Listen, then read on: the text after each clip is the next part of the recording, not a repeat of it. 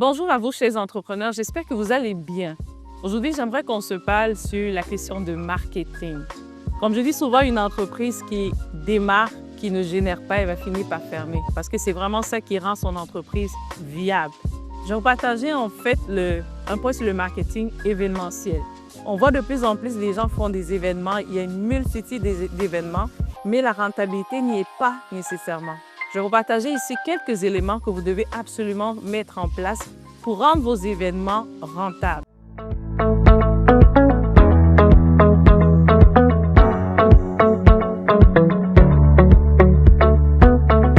La première chose que vous devez savoir, c'est que lorsque vous voulez faire un événement, ce que vous devez vraiment définir, c'est vraiment clarifier les objectifs de cet événement. Vous devez clarifier les objectifs en termes de finances, en termes de communication, en termes aussi d'impact, parce que tout ça va pouvoir définir la stratégie que vous allez mettre en place.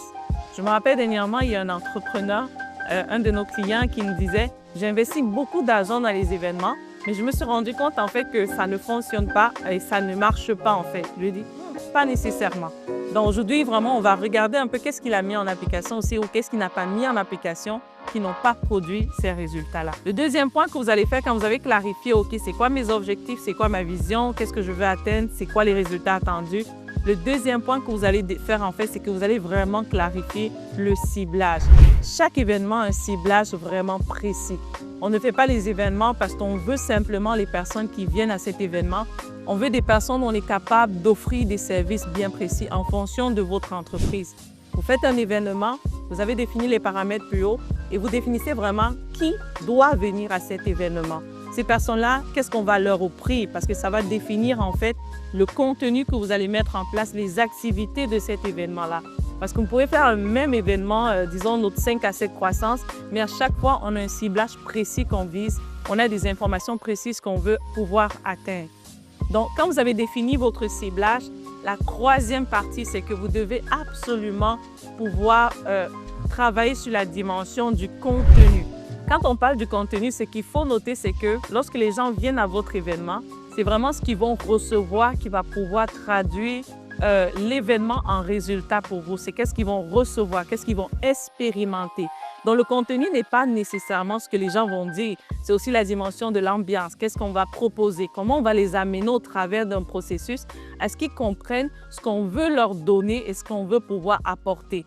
Donc, vous devez vraiment prendre le temps pour aller travailler un contenu qui permet d'atteindre les objectifs que vous avez marqués un peu plus haut. Et soyez très ciblés là-dedans. Vous n'avez pas besoin d'avoir plein de contenus ou beaucoup d'interactions, mais ayez des interactions qui permettent de répondre vraiment aux questions du public et qui permettent aussi en fait de pouvoir atteindre les objectifs plus hauts. Le quatrième point dont vous devez absolument mettre en place, c'est la dimension de suivi.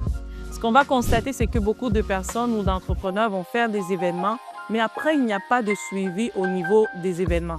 Est-ce que les personnes qui sont venues, est-ce qu'on peut les rappeler chaque personne pour savoir est-ce qu'ils ont besoin de nous rencontrer? Est-ce qu'ils veulent qu'on leur présente quelque chose? Est-ce qu'ils veulent approfondir ce qui a été partagé un peu plus haut? Vous pouvez le faire en fait de façon automatique ou vous pouvez vraiment aller avec du téléphone, un formulaire ou quoi que ce soit. Mais la partie suivi est capitale parce que les gens viennent, ils ont reçu, mais c'est vraiment les suivis qui vont vous permettre de conclure les interactions en résultat. Ce qu'il faut aussi noter, c'est que les événements diffèrent des services et des événements au niveau, par exemple, des produits. Les objectifs sont vraiment différents. Donc, tenez compte de ça lorsque vous préparez l'événement. Et je vais faire un petit retour vraiment sur le branding de l'événement. Lorsque vous préparez un événement, prenez le temps que toute la dimension de l'identité visuelle. C'est vraiment un investissement qui en vaut la peine. Prenez le temps que l'image de l'entreprise, le matériel de l'entreprise, que vous ayez vraiment des choses de qualité. Parce que les gens, lorsqu'ils vont aussi à des événements, ce n'est pas seulement pour recevoir, mais c'est aussi pour vivre des expériences. Donc, assurez-vous vraiment d'avoir comblé aussi ce paramètre-là et vous allez voir comment vous aurez beaucoup plus de résultats.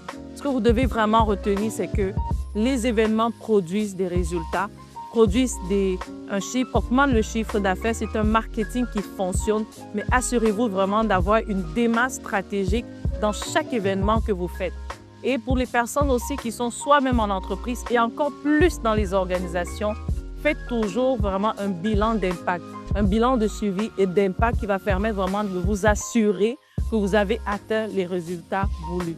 Donc, j'espère que cette vidéo va aider plusieurs et qu'à partir de maintenant, vous allez faire des événements qui seront non seulement productifs, qui vont vous apporter du chiffre d'affaires, mais qui vont aussi vous faire connaître davantage. C'était Bernadette Taille, stratège d'affaires. Merci.